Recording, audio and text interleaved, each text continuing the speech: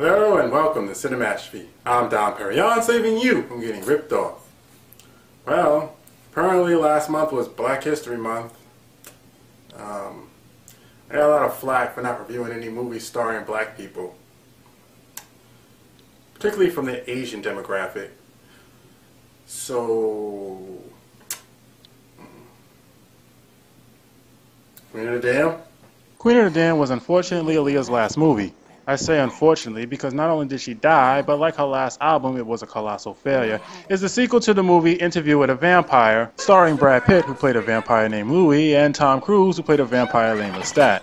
Oh, and that dunce kid is in it too. Do it, Louis! Because I cannot do it.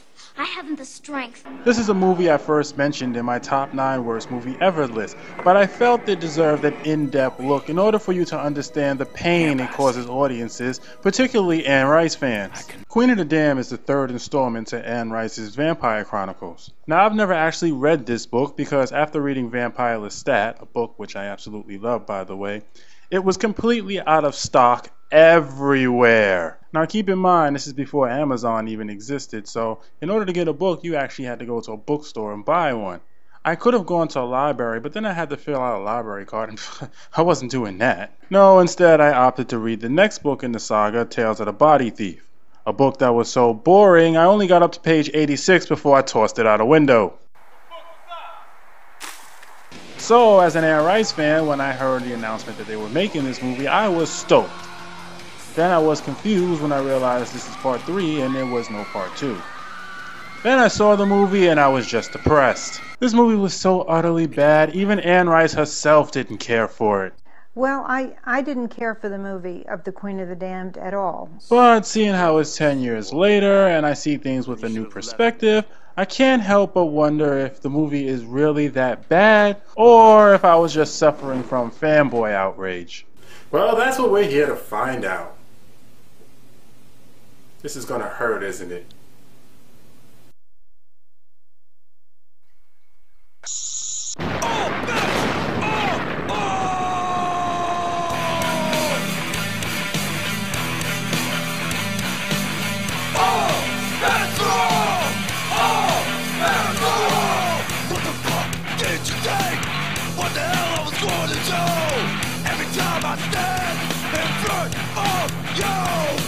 So you don't have disrespect. How far can you take that bullshit? Now it's time to get this shit on. Oh, that's wrong. Oh, that's wrong. Oh, that's wrong. Oh, that's wrong.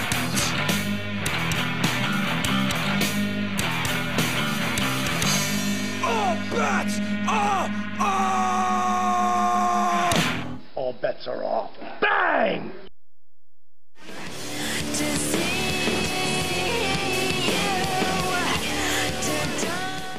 Our movie starts out with a narration about the woes of being a vampire given to us by Lestat himself. There comes a time for every vampire when the idea of eternity becomes momentarily unbearable. Living in the shadows, feeding in the darkness with only your own company to keep, rots into a solitary, hollow existence. Heh, sounds a lot like marriage. Am I right, fellas? Am I right? He's awakened by the sound of rock music. Guess it really does wake the dead. And he goes to investigate its source. It's here we get our first look at Lestat, and, that's not Tom Cruise. That's Stuart Townsend. Great. Even he had enough sense to stay away from this movie. No offense to Stuart Townsend, but when you go from this to this, it's kind of a letdown. Hell, I don't even want to call him Lestat anymore. I'm just going to call him not Tom Cruise.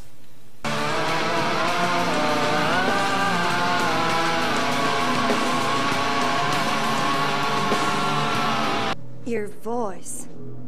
Who the hell are you, man?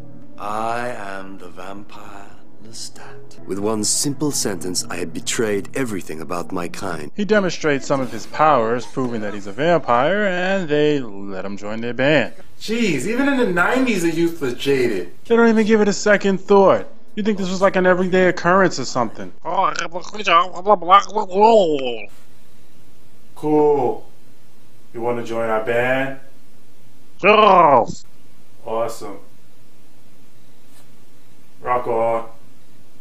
You do it round here, 'cause I'm a Darth Vader, Freddy Krueger, OJ Moby. Thanks to not Tom Cruise, the band becomes famous, and much to the vampire community's dismay, his name is now known throughout the world. They hold a press conference to announce their first and only concert, which will take place in Death Valley. I would ask why the other band members go along with this, but I would just assume that they don't want to die. So how would you sum up your music? Well, if they were actually playing, I'd have to say really, really bad. Not Tom Cruise finally shows up to his press conference, and he gets a rousingly warm welcome. Now, correct me if I'm wrong, but what I remember about vampires is that you guys generally keep your identity secret. They're a lot like furries that way. And here's when I get confused. In the book Vampire Lestat, everybody thought this was a gimmick. They didn't believe he was a real vampire, it was part of the show. But here in the movie, they're asking him questions like he's a real vampire. Why? You know he's not a vampire, so why are you asking him these stupid questions? That's like if the press was to ask Rob Zombie about eating flesh. You know he's not really a zombie, so what the hell's the fucking point? Is the movie saying that people know he's a real vampire and they just accept it? If that's the case, why are all the other vampires hiding? You might as well just come out the closet since no one's gonna stake you. But then that can't be the case because someone asked him to prove that he's a vampire. But then on top of that, someone else asked him what's his message to all the other vampires out there. Then someone asked him if he's giving vampire secrets in his lyrics. What the fuck is going on here? I don't understand. I just don't understand. It's a madhouse! A madhouse! Yes. After not Tom Cruise basically challenges the other vampires to try and kill him, we're introduced to a new character named Jessie, whose only purpose in the movie is to be a female protagonist and some sort of love interest, or something. She apparently has recurring dreams about her past, but doesn't know what they mean. Same dream I've had since I was 6. I have a family of my own. Not a strange dream, really. One every orphan has. She dreams about her aunt who was a vampire and sent her away so that she would be safe. Her families. This isn't the life I wanted for you. I only knew I was part of them and being cast out. Was I bad? Had I done something wrong?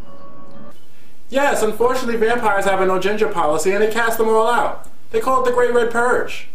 She works for a secret organization called the Telemaska, who sit around and do what all great secret organizations do. Watch. Yes, because why do anything productive when you can just sit around and document stuff all day? Seriously, I don't understand why these secret organizations just sit around documenting shit all day. It's not like they're using that information to do anything productive. It just keeps getting handed down through generation to generation and never seeing the light of day. So what's the point of writing this shit down?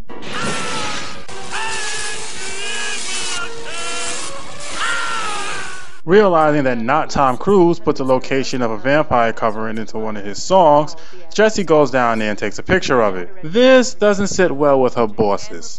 Rather than disciplining her, Daniel, who is directly in charge of training Jessie, gives her not Tom Cruise's journal and hoped that it would satisfy her curiosity.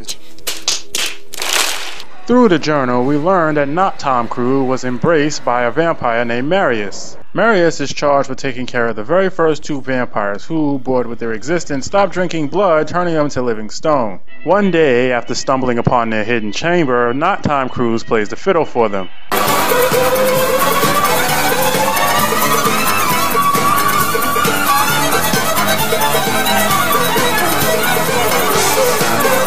Pleased with what she just heard, Akasha, Queen of the Vampires, rewards not Tom Cruise with what I can only assume is the vampire equivalent of getting to first base.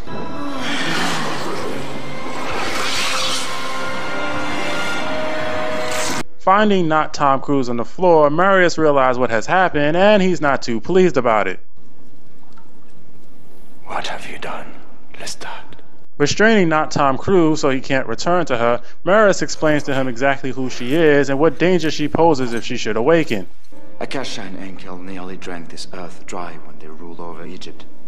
She has no respect for anything except for the taste of blood, human and immortal alike.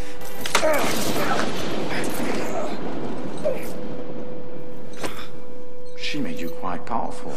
Or maybe he just has normal vampire strength and the real reason he broke free was because you used rope! I mean, come on, iron chains were invented back then. You'd think he'd use that. He didn't even use thick rope. Look at this flimsy ass thing. Unless those strands are made out of titanium, he's pretty much wasting his time. In all the years I've cared for them, not once have they moved. Until tonight, and she chose me. I chose you. I could have been an eagle, flying faster than a car. I could have been a minister, or maybe even a movie star.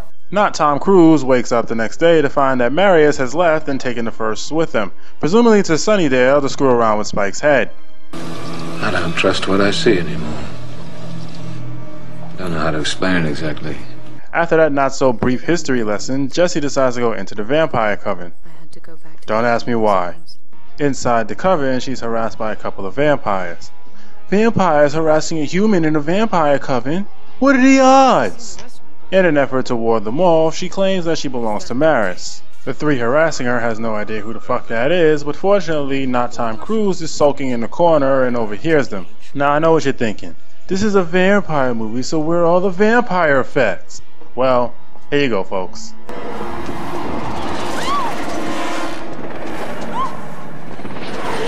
Wasn't that so worth the wait? Seriously, the special effects in this movie are god-awful. They're perfectly acceptable for a TV movie, but for a 2002 theatrical release, they're not even passable. To be honest, that's what this should have been because that's what it feels like. A made-for-TV movie. In fact, if this had been a TV movie, they'd throw a commercial in right about here.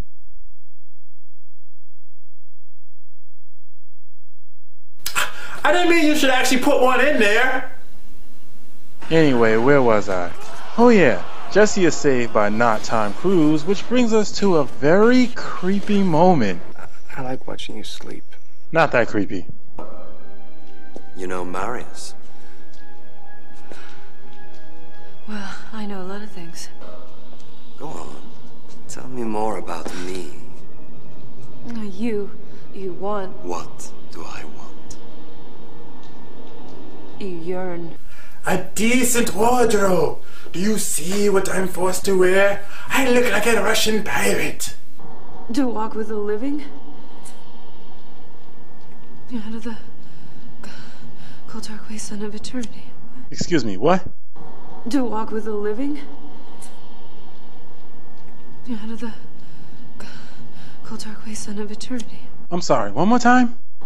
To walk with the living? Out of the cold dark wasteland of eternity. Fuzzy Wuzzy was a woman? Well, whatever she said was enough to make not Tom Cruise hightail it out of there. Oh no, she knows what's in my journal. My one weakness. The next day, Jesse jumps on a plane to Los Angeles to attend the concert, and that night, not Tom Cruise gets a visit from Maris. After all this time, what's the occasion? You've just become very hard to avoid these days, at least in conversation. Marius tells not Tom Cruise that his music has woken up Akasha. She has killed the king and is looking for not Tom Cruise. Marius asks him to cancel the concert, but he refuses. Good. Let her come. And don't think I didn't notice the symbolism of them talking in front of a picture of his crotch. It's like the movie is saying, yeah, fuckheads, you can't deny I exist. And if you don't like it, you can all suck my big, fat, pale, blood-sucking cock. That or is completely coincidental. You can take your pick. Speaking of Akasha, Aaliyah finally shows up in this thing 50 minutes in. And let me just say, like all her previous movies, her acting sucks. She might have been a great performer and a phenomenal singer, but that's as far as it went. Man, that's just mean. That's mean, man. Sensing that not Tom Cruise is at the Covenant, Akasha makes her way there, and when she finds out they plan on killing him, she... Oh, what is she doing? I thought Lindsay Lohan's gyrating was bad. Is it so hard for her to walk to the center of the room without her awkward discombobulated salter? There's nothing sexy about this at all.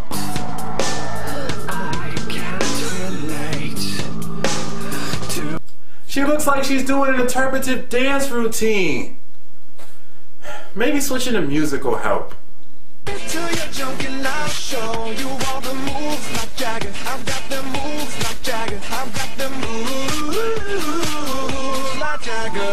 After torching the Coven and pretty much everyone in it, she goes looking for not Tom Cruise.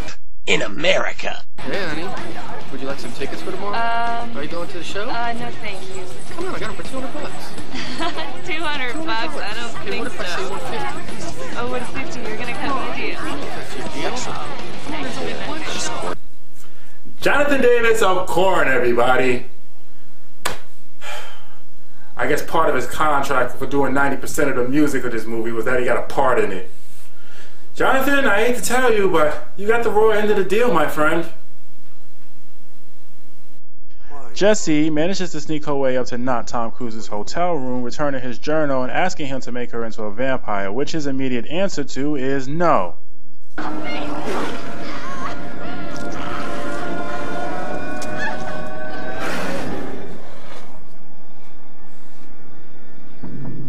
Now you see?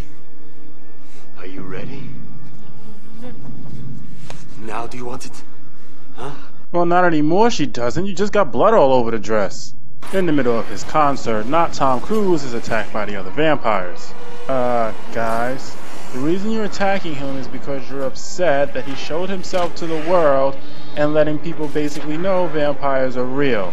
I don't think attacking him in front of millions of people is gonna help rectify that. Stupid! You're so stupid!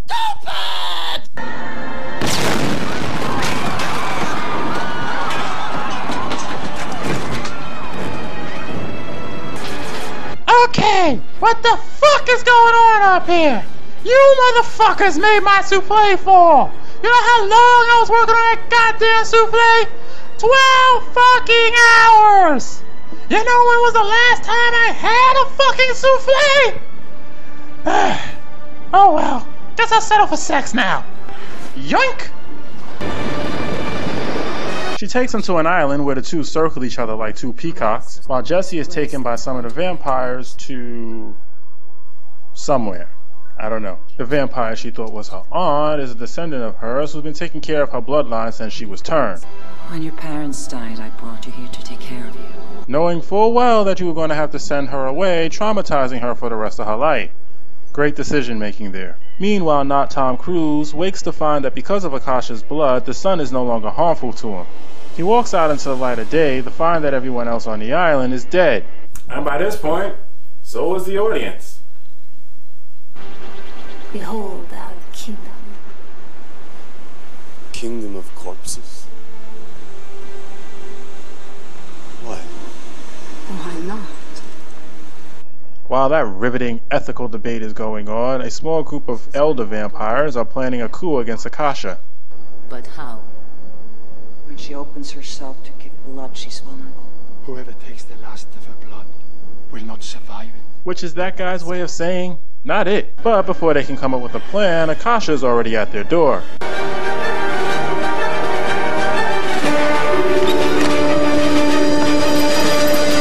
Did you miss me? Wants my blood to see you all gathered, plotting against me. I'm sorry, but what accent is that? I'm serious. Is it supposed to be African, Jamaican, Haitian? Because it sounds like all three. I mean, clearly they heard this and realized there was something wrong. So why did they let her continue doing it? They should have just let her speak English. It is not unreasonable to believe that as long as Akasha's been alive, she learned to speak fluid English. Then again, maybe it's all three. Maybe she hails from the country Hermaphrica, which is located in the middle of the Bermuda Triangle. Had enough of this discussion. Join me or die. So they all refuse, and for some reason she tells not Tom Cruise to kill Jessie. Not sure why, but don't worry. The movie gives an audience a big fuck you and doesn't bother to explain.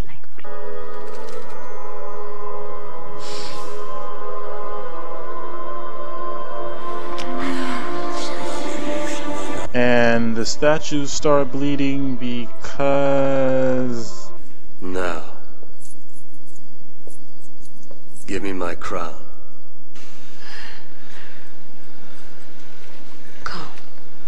Seeing that not Tom Cruise is playing along to put their plan into motion, the rest of the vampires jump into action. How not Tom Cruise knew what their plan was, or that this would actually kill Akasha, you got me. After defeating Akasha, not Tom Cruise turns Jessie into a vampire, which is what she wanted in the first place. She drank Akasha's last drop. She's not dead. She sleeps. The two go to see David to return not Tom Cruise's journal to him, and so Jessie can say goodbye. Can I ask? What's it like? Yes. Do you want to find out? Me?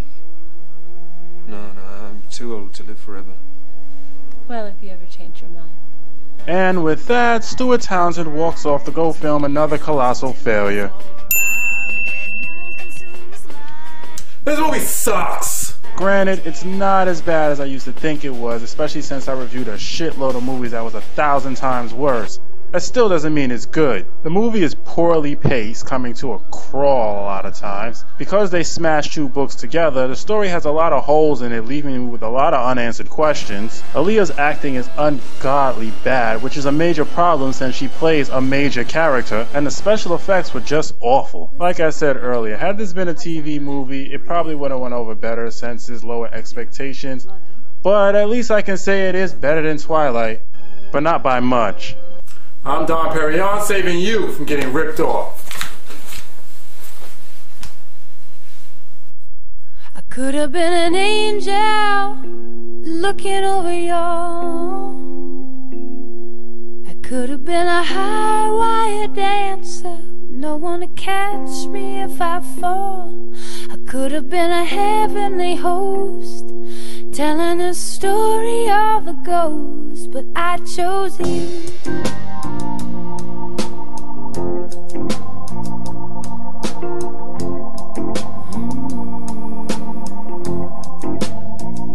I could have been a wizard with a big book of spells. I could have been a diva or a farmer in the dale.